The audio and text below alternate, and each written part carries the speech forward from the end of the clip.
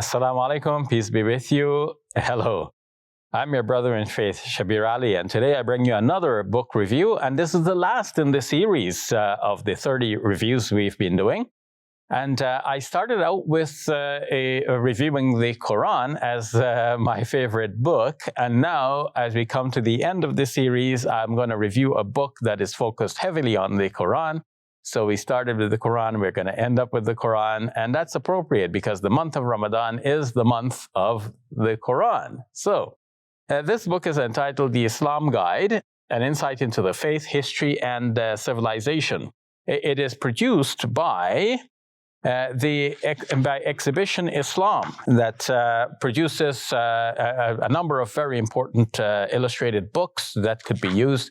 Like if you're setting up a display and you're going to have non-Muslims come around to try to learn about Islam, then, this is the kind of book that you can have open and maybe they'll browse through it, look at the illustrations, the wonderful and very attractive pictures and diagrams, and that they will learn something about Islam from a glance. You see, this is a two-page spread that is just entirely an illustration that explains the composition of the Prophet, the Mosque of the Prophet, peace be upon him, as it was first constructed. So a lot of good historical information and a lot of information that is put in a very simple way. So you'll find, for example, that this is a page from an early copy of the Quran with writing. With the writing style reflecting ancient calligraphy. So it is a very important book, and the Exhibition Islam is not the only one to be credited for this. I see the author's name is given also as Rashida Begum Alam. It's a very well put together book, and as I said, it has a lot of focus on the Quran, and this is what I want to focus on for this review. A lot of good information in here, but when it comes to talking about the Quran, it points out that this is the most memorized book in the world. It gives us some detail about the structure, the language, and the history of the preservation of the Quran. It tells us something about its main commandments, its main teachings, the fact that God is preserving and guarding it. It gives us illustrations from old copies of the Quran, as we have seen already. And here are two more illustrations of pages from old copies of the Quran. It gives you also a comparison showing you how the writing style has changed over time. But basically, we have here the same verse written in various styles throughout the ages, till we get a modern style that says, and all of them say, "Inna nahnu nazzalna dhikra wa inna lahu lahafidhun." We, that is God, we have revealed the dhikr, the reminder, a reference to the Quran, and we are guarding it. So God is guarding the Quran. What is of even greater interest to me, and where this will be of help to the youth, especially those who are struggling with their faith, and maybe, as we said in the last review, some might even be losing their faith. This will be an antidote to that, because the scientific wonders of the Quran will bring them back to their faith. The youth are interested in science, and this book will show them reasons for believing that the Quran, though not a scientific textbook, nonetheless says things in a way that harmonizes with modern science. So scientific science in the Quran, we find that, for example, the Quran says that God merges the night into the day and the day into the night, and God turned to the and that in fact is how it happens. If one looks at the Earth from outer space, one will see that the night and day is apparently going around the Earth, because it's the Earth that is rotating. But the night and day is, from that perspective, like it rotating. It's almost like you sit in a train and another train is beside you. As the other train starts to move, you may feel like you're going backwards. So it's a matter of perspective. So from the perspective of the Earth going around on its own axis, and then the day and night are there, almost like the day and night are revolving around the earth as well and merging into each other. And then as for astronomy, the Quran says that he turned to the heavens when it was smoke. God turned to the heavens when it was smoke. And indeed, scientists can describe that early origin of the universe as coming from a gaseous mass. And among the signs, he's created the earth with variations and colors. These are signs according to the Quran. And God is expanding the universe according to Surah 51, verse number 47. The expansion of the universe is a very modern sort of concept. And this is already mentioned in the Quran.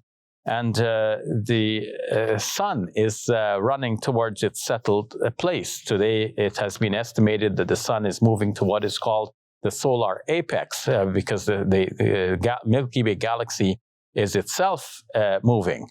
And so it is moving to a sort of a settled place, according to the Quranic language. It describes a description of the honeybee and how the honeybee collects the nectar and produces honey. All of this is by the power and will of God. And the Quran speaks about human skins and how the skins will be replaced when one is suffering in the hellfire. Now that's a terrible place, and I wish I didn't have to bring up an illustration like this. But nonetheless, the Quran, in speaking about this, shows knowledge that the nerves are in the skin. So if the skin is not there, then one would not feel the punishment. And so the skins are being replaced so that the person can feel the punishment. Now, when God threatens something like that, we should not imagine God carrying it out, because God is merciful and He's kind. And when He threatens to punish, He doesn't necessarily have to carry out that punishment. But we can see here that this book is packed with information about the Quran and its correspondence with science. So a youth who had been somehow puzzled by some scientific discoveries and is wondering about whether or not one can still believe and be a Muslim after all of that. Well, this is a book that is well worth reading. There's also some historical information about how the Quran corresponds with what is noted from previous history. And in dealing with various subjects, the book basically takes a rational and reasonable approach. It will be a book that will continue to be a source of guidance for me. And it will also be a book that many of our youth can very much relate to. All of the concepts and scientific descriptions are given with rich illustrations to make the concepts easily understandable for our youth. So they often say, don't judge a book from its cover. You might look at a book and you see a cover to have beautiful illustrations like this, and then you don't expect the same illustrations to be on the inside. But this book is different in that the illustrations inside are quite stunning. They are very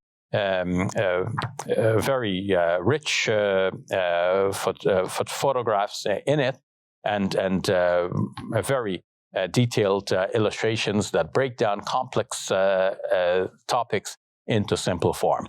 So we started this series of reviews with the Quran, and now I'm ending up with a book that is heavily focused on the Quran, though it deals with other subjects as well, just explaining Islam in a simple way so that non-Muslims can appreciate and the Muslim youth can understand. This book is entitled The Islam Guide, an insight into the faith, history, and civilization. And it does all of that in a most excellent way. Is there anything that I don't like about the book? Well, one might say that, the book is written from a simple point of view. And because, I've graduated from that, I'm studying at a higher levels, then the book strikes me as being simple. But I cannot fault it for doing that, because it's meant to be simple. It's meant to be simple so that the non-Muslim can understand and the Muslim youth can also understand. At one point, I found myself not in agreement, where the book seems to pit evolution and creation as two alternatives for one of them to be chosen. And I find that these are not two alternatives, but they could be meshed together. And we can speak about creative evolution. We don't have to speak of them as two diametrically opposed concepts. But other than that, it's an excellent book. And I want to recommend this highly at the end of this series by saying again that this book has changed my life. And I hope it will make an impact on your life as well. Perhaps it may even change your life. Thank you for watching. I'm your brother in faith, Shabir Ally. Assalamu alaikum. Peace be with you. Videos like this one cost a lot of money to create. We do it for the pleasure of God. We want to give you the opportunity to share in the reward from God. Support us today and help us reach people all over the world.